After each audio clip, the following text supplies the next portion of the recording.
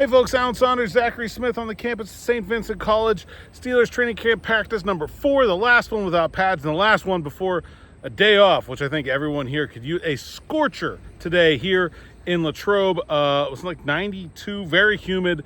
Definitely the hottest practice we've had so far. I'm hot. You're hot. A great weekend. Yeah, you did. You really got the full training camp experience. So again, no Russell Wilson today. Did a little bit more. It sure seems like Mike Tomlin said he's going to be in team practices on Tuesday. I would be surprised if we don't see a near full practice for Russell Wilson when we get back together on Tuesday morning. Still Justin Fields. Other injury news, Rodney Williams missed practice today, but I saw him walking around on just a T-shirt, no brace or sling or anything on that shoulder, so that's a pretty good sign. Everybody else stayed healthy and no cramps today, which I'm actually a little bit surprised, as hot and humid as it was out here, that they didn't have anybody cramping up, so that's a good sign. On the field, the Steelers offense finally got it done in 7 shots. They went up 6-1 on the Steelers defense. Justin Fields, he ran one in. Najee Harris ran one in, and he threw one as well. Found Scotty Miller, was it, in the back of the end zone? Scotty Miller, and then Quez Watkins on a really nice pick play. With as well. And so the offense did great, and then in the team periods, they turned the ball over. So it was sort of the full Justin Fields experience on display here, where I think we saw the best the offense has looked in that first period in 7 shots, and then we got back into some negative later on. Yeah, when you were asking me about what I thought I saw from the offense today, that's exactly what I said. Is I think we saw more negative. We also saw more positive. So take that how you will. Roller coaster day for Justin Fields in this offense. A little bit of everything, but again, that's the Justin Fields experience, and we got it all in one day. Typically, leading up to this, it's been like day by day. Today was everything packed into one day. Yeah, I thought in 7 shots they looked really good. You know, they got the first one was a run for Najee. They don't run a lot when they're not wearing pads, so it's kind of like a cheap win for the offense, but I felt like they got some momentum. Like he completed a couple passes in a row, and it looked good. And then we get out there in the first team period after 7 shots. The first pass was a really nice ball over the middle. I want to say it was George Pickens. Yes. Beat Donte Jackson and at a pretty big gain, like a 15 or 20 yarder. Then the second play is just it was a pass that was so badly misdirected, I can't even really tell you who he was intending to throw the ball to. Donte Jackson was by far the closest guy to it. He just goes up there and he could have called for a fair catch. Yeah. And so, man, like, I think you can see the way that this goes with Justin Fields and how it could go if he's able to clean up some of this negativity. I think today had stretches of his best play.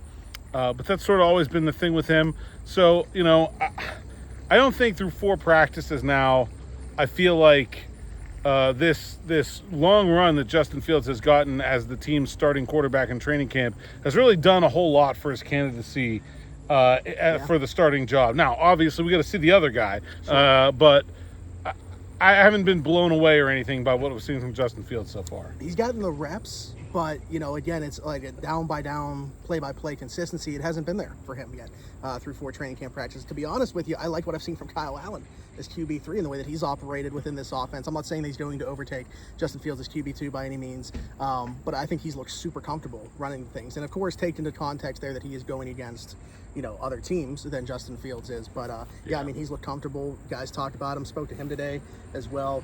He talked about his decision to come here. He has a lot of people that have played in Arthur Smith's system in the past. That was certainly part of it. Yeah, I think Kyle Allen, he's a really good training camp quarterback. Like, he gets the ball out, he runs the offense very well. He lets the other players get quality reps. That's something that's really important, when you have those depth quarterbacks, is that you don't just want to throw away those reps because the quarterback is making mistakes or unable to physically do what he's being asked to do. And so I think Kyle Allen's been a really good fit. I don't think, like you said, he's any chance of challenging for a greater role than that quarterback 3 spot. I think Roman Wilson had another good day today. He's been really coming on of late. George Pickens, I thought, had one of his better days today too. He looked really good again and quiet, which is a win for George as well.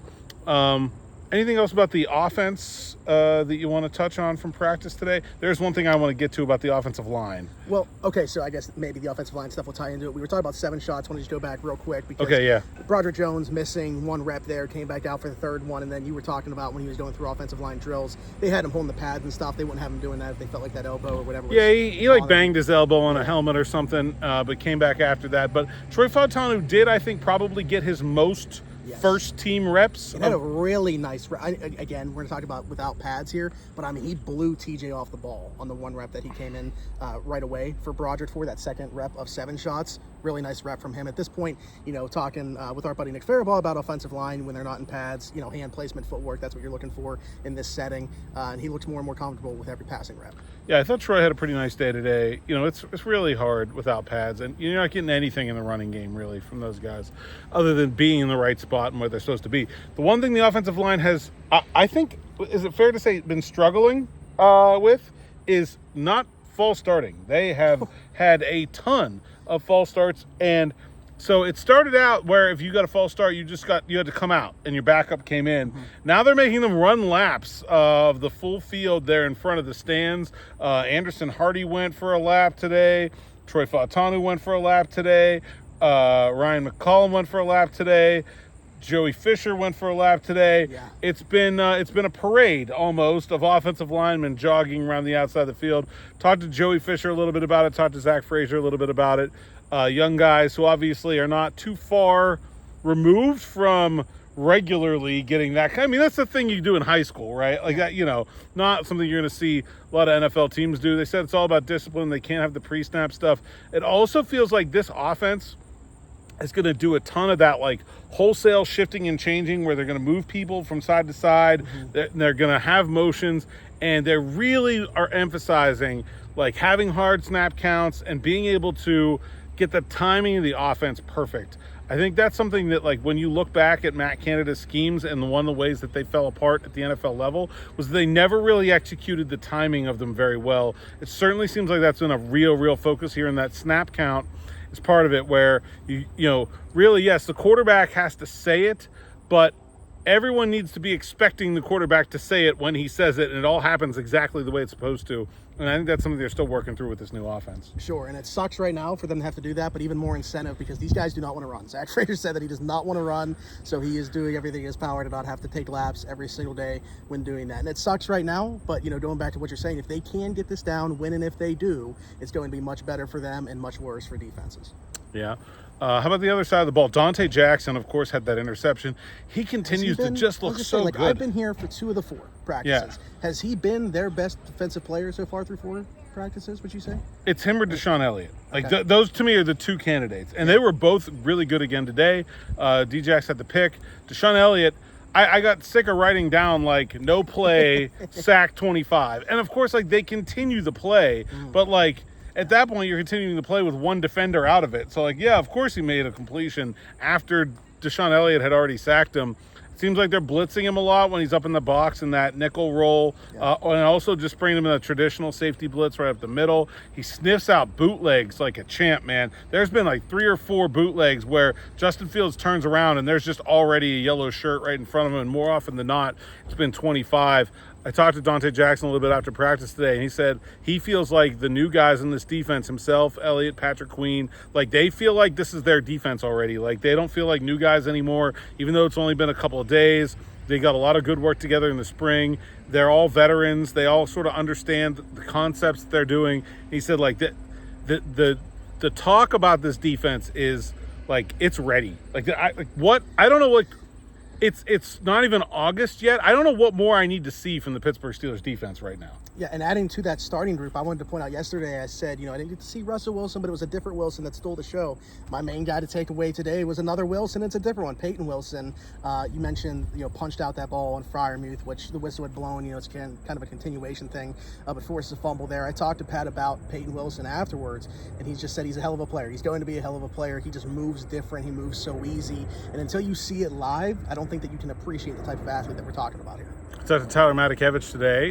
Excited to be back back in Pittsburgh, wrote about that at SteelersNow.com. Check that out. But he just said, I had no clue how big that guy was. Like, you see him on the highlights running around, and they both won the Bednarik Award as the best defensive player. So they had, like, met before or, you know, had a connection. But he was like, yeah, you see him running, and you're like, oh, that guy's, you know, he's going to be a little fast linebacker. And then you see him, and you're like, oh, big fast linebacker. Okay, never mind, different thing. So, man, I think this has been a really good 4 days for the Steelers.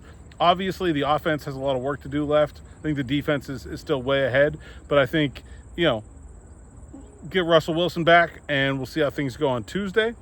Anything else you want to sum up your weekend here with us? No, it was hot. It's been great having you out here. It's been a very blast. hot. Yeah, certainly. I was telling Alan about this even after yesterday, before including the second day of me being out here. But man, I just really appreciate the grind that not only Alan goes through, but everybody on the beat. You know, the day-to-day stuff here, getting a little bit of a sneak peek into what that entails. And man, it's a grind. So appreciate Alan, all the work that he does, and all the people that are out here doing this on a day-to-day basis. We also did get you to Dino's and Sharky's last night. What were your thoughts about the vaunted Latrobe the fine dining scene? Staples. They're must. If you come out to Latrobe for a training camp, you got to hit both those spots.